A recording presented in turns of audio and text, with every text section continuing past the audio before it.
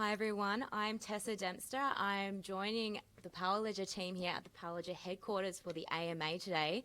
Thank you so much for sticking with us. We had a little bit of a hiccup beforehand, given it is rainy here in Perth. We've had a slight trouble getting online today, but we're up and we're in action. I'm joined by the chairman and co-founder, Dr. Jemma Green, and the crypto economist, Anya today. Thanks so much for joining me, ladies. Thanks for having us. Yeah, it's great to be here. Thank you. And just before we get into the AMA, Power Ledger has had so many projects coming out recently, not just in Australia, but over in the US and in Europe. Jemma, I'm just wondering if you can give us a little bit of an overview. Let's start here in Australia with the Knutsford project. Yeah, thanks. So the Knutsford project is part of the Smart Cities and Suburbs project with the federal government and the state government of Western Australia.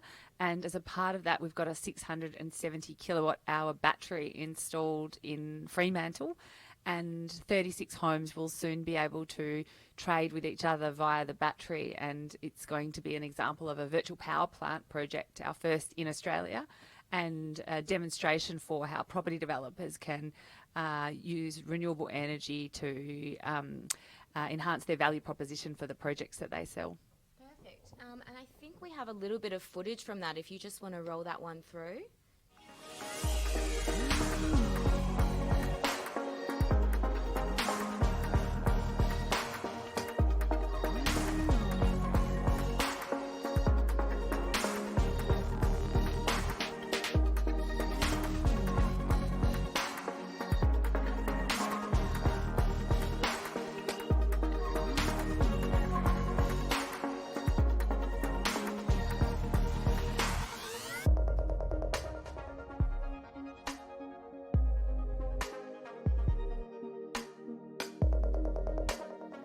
Great. That's an interesting use case for how developers can start integrating that technology from the ground up, really. And you've also been over with a project in Europe. Both Dave and Anya were over there at Event Horizon. Do you want to talk us through what's happening in Austria? Certainly. So we have a project with Enex, which is a subsidiary of Energy Steiermark, and they're one of the 5 largest retailers in Austria. It's a small project to start with 10 households that will be trading with each other, but the intention is to scale that up over time. We're really excited as it's our first project into the European market. Great, and we have a little bit of footage of Dave and Anya speaking at Event Horizon, if we want to just flick to that one. We've been around for 3 years, and the challenge that we set up to resolve is similar to Maria's issue around energy poverty for consumers who can't afford to participate in this energy economy. We are seeing the impacts of deep penetration of distributed renewables driving up the cost of delivered energy for everybody else. We've created software that does 3 things: energy trading, carbon trading, and asset financing. And we're market leaders in this space. We have deployed our technology on a worldwide scale, so we're in 8 countries and 4 continents, with the most amount of megawatts being traded on our platform. And whilst Dave was over there, he did mention on Twitter another project that you guys might have coming up. Can you elaborate on that at all? We'll be providing more details soon, but it is going to be our second project in Europe, and it will be in France. So we'll be providing the Power Ledger community more details on that in the not too distant future. Still remaining hush-hush on that one, that's okay. And then lately you have had in the US Clearwater, and that's a slightly different project to the other 2 that we just discussed. Can you tell us a bit about that one too? Sure. So actually it's Clearway, and they are one of the bigger participants in the energy market in the US with 5 gigawatts of renewables in their portfolio. And as a result of that, they trade a lot of renewable energy certificates. And the project with them is to jointly develop a renewable energy certificate secondary trading market powered by the blockchain. And it's a very significant opportunity for Power Ledger because the REX market in the US is about $3 billion issued on it every year. And there's a lot of efficiency opportunities in having more real-time trading and settlement powered by the blockchain.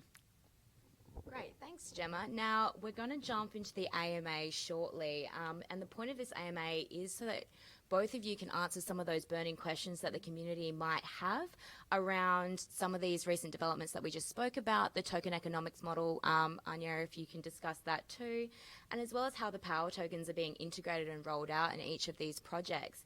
Now, just a bit of ground rules. We would ask that all of the community members please remain polite online, and we won't be able to answer any questions relating to price or the price of power or sparks, just because of financial regulations around that.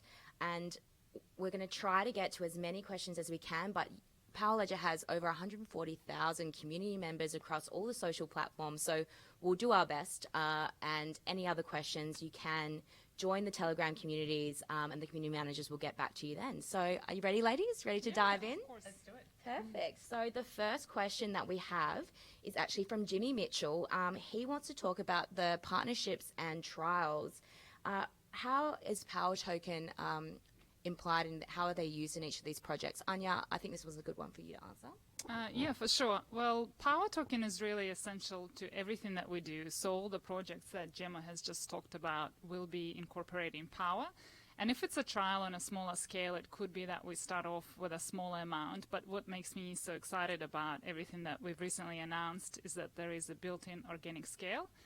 And just to recap, Power is really a license that our partners need in order to get access to the Power Ledger's technology. And as our partners onboard more users and more kilowatt hours onto the platform, more power is needed. So that's really a summary of that. If you want a short version, that will be published in Token Economics in detail on our website very shortly. If you want the longer version, you can always go back to our white paper and have a read about that dual token model. And just I suppose one thing that people sometimes forget about is the fact that Power Ledger is the largest power token holder. So we always very much aware of the impact of everything we do on the power token, and our interests very much aligned with the interest of the community. Great, thank you, Anya. The next question we have is from R. Dahl.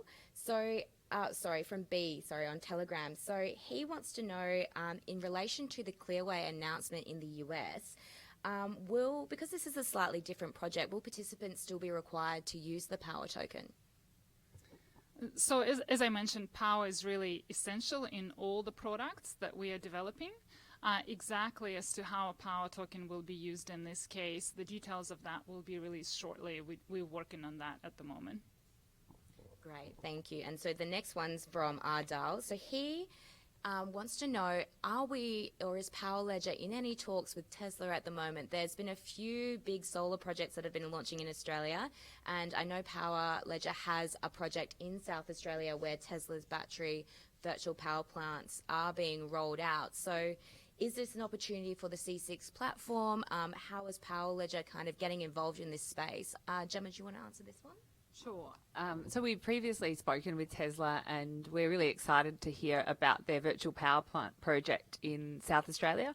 And our first VPP was in Japan, working with KEPCO, the largest privately owned utility there, supporting the creation of a virtual power plant in Osaka. And I mentioned the East Village project as well, another instance of a VPP, but we're actively working on projects right now in South Australia and Victoria around VPPs for households.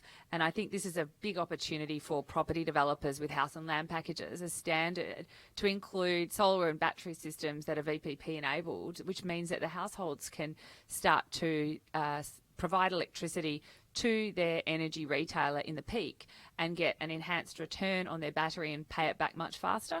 And so we're really excited to see the progress that the South Australian government and the Victorian governments are making around VPPs and battery uptakes, and also the work of Tesla. Sounds like Power Ledger is among one of the other pioneers in this space in Australia, so you guys should be really proud of that. The next question is one of the other projects that Power Ledger has been working on. What can you tell us about when the AGE is going to be happening, or can you tell us anything more about this? So for all the up-to-date information about AGE, it's best to really refer to our website, because that's where we're publishing the latest. AGE right now is not available for participation. We are working on developing that, and we'll be updating our community shortly. Perfect, thanks. And there's also the announcements channel as well, I think, that people can tune into, which has all of the Power Ledger announcements as they come out. So that's the first point of contact for anyone who wants an update on anything new with Power Ledger. The next question is around the Bittrex exchange. And I know there's been a few things that have come out around where Power Token is and isn't listed in the US. Jemma, can you elaborate on that one? Sure. So the Power Token is migrating to Bittrex International, and about 100 tokens have moved on to the international exchange, and it's part of Bittrex's expansion into international markets, and we're really excited to be on that platform. And we've been with Bittrex since we completed our token generation event back in 2017, and we're also listed on a number of other exchanges, including Upbit, BitHum, and Binance. Perfect. Thanks, Jemma. We just had another question come through about when Power Ledger will launch on the mainnet. Anya, are you or Jemma, do you want to take this one? Anya? Well, it's an interesting question because I think we need to clarify what's being meant by that. Power Ledger is live. We've launched our product.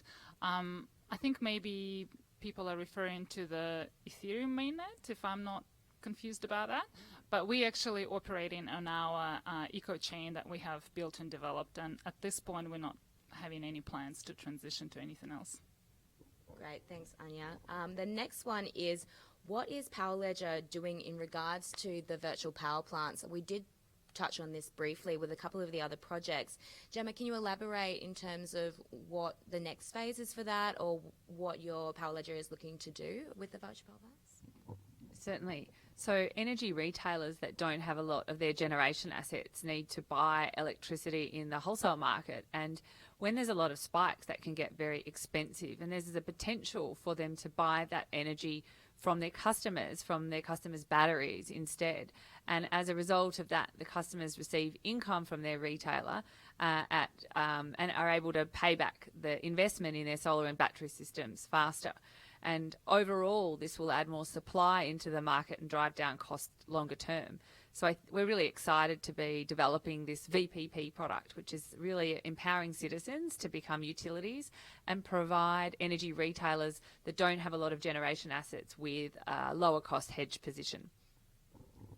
Thanks, Jemma. Just on that, so the projects that already have the platform integrated in their communities, is there a second phase in those projects to expand to be a VPP long term, or are they individual projects that can only do one or the other? If they're just doing energy trading right now, but they'd like to add VPP, that's entirely possible. They obviously need a battery to do that, and a smart meter, and an inverter that will allow for the dispatch of the battery source electricity on demand. And I see that on the east coast of Australia, and in fact in Germany, most of the systems have a VPP enabled. And so peer-to-peer trading is obviously just when the sun's shining, and virtual power plant is trading of energy peer-to-peer 24/7. And so they're actually very similar product. They sit inside our energy trading product portfolio, and they're really an extension of each other. And as this grows, how does this affect the Power token holders? I know it's always integrated or has some kind of value in the trading software, but Anya, I wonder if you can elaborate a little bit more on how these projects, as they evolve, how that affects the Power token holders. Well, it's a good question that's probably leading into the Power escrow report that we'll touch on later. But basically, as I mentioned, our partners require Power token in order to facilitate access to all the software and all the technologies we've developed. And basically, it's not just one-time access fee. It's really around the number of users being on the platform and the number of kilowatts or the number of carbon credits that are being generated. So we have a way that where we establish what the price is for access to the platform, and that price is paid in Power tokens. And so anytime we basically scale from trial to full deployment, there is a need to use more Power tokens. Great, thanks, Anya. We've got another question through. So this one is taking us back to last year. Jemma, you travelled to Necker Island for the Sir Richard Branson's Extreme Tech Challenge. Can you elaborate on how this success and this win has kind of helped propel Power Ledger on a global scale, or on any of the particular projects that have come out of that? Sure. So we were lucky enough to be awarded the crown in the Extreme Tech Challenge in October last year in 2018, and since then it's actually made a very profound difference to the business in terms of opening up new conversations and progressing existing ones more expeditiously. So we've noticed that just that third party validation has had a really positive impact on our potential clients' willingness to do projects, and you'll see that reflected in the announcements that we've made since then. Thanks, Jemma. We have another one around going back to, I think, the Clearway announcement. How is, or can you explain how Power Ledger's technology works with carbon trading and how it's perhaps accelerating that market? Well, I think it's good to use an example of something like Silicon Valley Power, where we have successfully completed the initial stage of that project. So Silicon Valley Power has a multi-story EV charging garage with solar on the rooftop. So every time a vehicle is charged using one of those electric vehicle charging points, Silicon Valley Power is actually entitled to receive an LCFS certificate.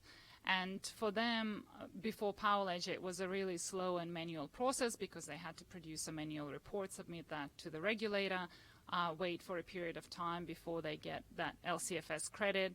And then the process of actually selling that credit was also quite slow. So sometimes Silicon Valley Power wouldn't get paid 3 to 6 months after they have actually been entitled to getting paid for that certificate. And so Power Ledger, by tokenizing the LCFS certificates, are able to expedite that process. So every time a vehicle is charged, we're actually reading data directly from electric vehicle charging station and able to generate a portion of the credit on blockchain in a form of a token, and then send that to Silicon Valley Power's wallet.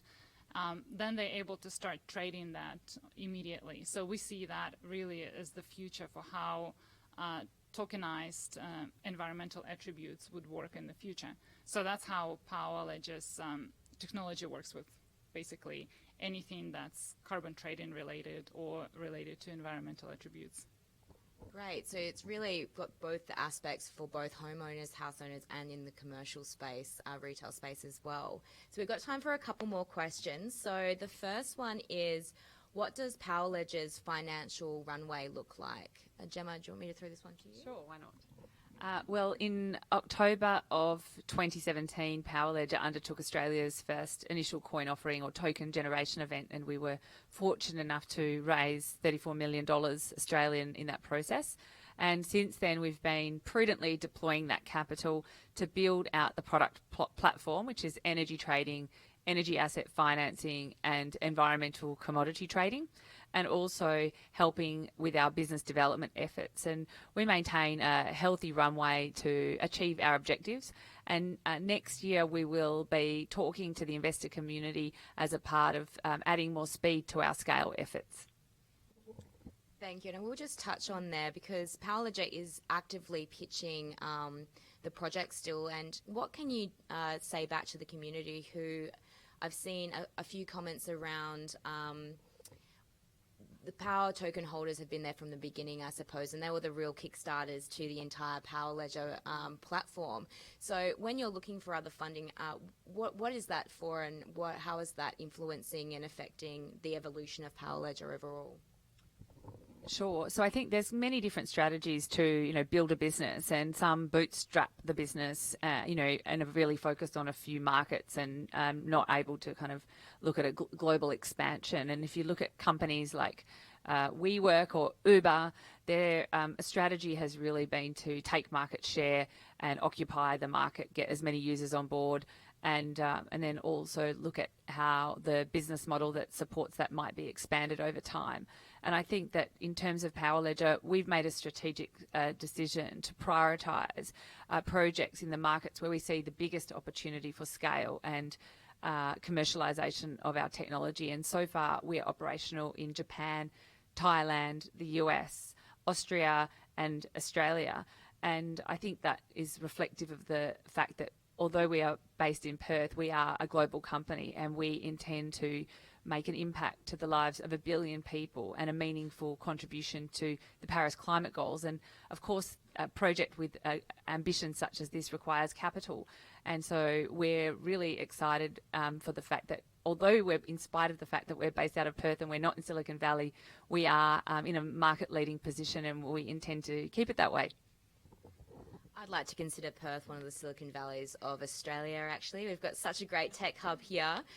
We've got time for one last question. This one's for you, Anya, around the escrow report. Can you explain how many power tokens have been escrowed and when we can expect the latest report from Power Ledger? Yes, for sure. So we've published a power escrow report about 6 months ago, and that reflected all the power that has been escrowed up to that date, and included some of our earlier projects such as BCPG. And at that point, I believe we escrowed about 500,000 power. And what we're trying to do with this report is just be really transparent about how the projects that we onboard and we announce contribute to the power model and the tokenomics side of things. So that report is public. Anyone can read that on Medium. We also made the address public where people can actually directly go and see how many power has been escrowed. So we're just repeating that and doing that all over again. And we're going to publish a report in the next couple of weeks, and that's going to cover everything between the 1st of January this year to the 30th of June. And that report will be made available on the Power Ledger website? Yes, absolutely. Yeah. Perfect. And that's all we have time for today, guys. Thank you so much for joining us. Thanks so much for participating in this, Jemma and Anya. Jemma, firstly, if people want to know more about Power Ledger or still have some burning questions, because I know there's still questions being fired through, where can they get the best information? Well, the best place is our website, which is powerledger.io. But you can also go to our Twitter page or Facebook page or LinkedIn profile. And we do have a Telegram group for those that are interested, and I do go in there very often. Thank you. Thanks, Jemma. And if you're overseas, there are many international communities as well for Power Ledger. There's one in Korea, China, Thailand, Japan, and the Philippines as well. Thank you. If you are looking for updates on Power Ledger, the best place to go in terms of getting the announcement first is the official Telegram Power Ledger announcements channel. That's where all the latest developments go. Thank you so much for joining me, ladies, and to all of the community who participated today. Thanks so much. Until next time.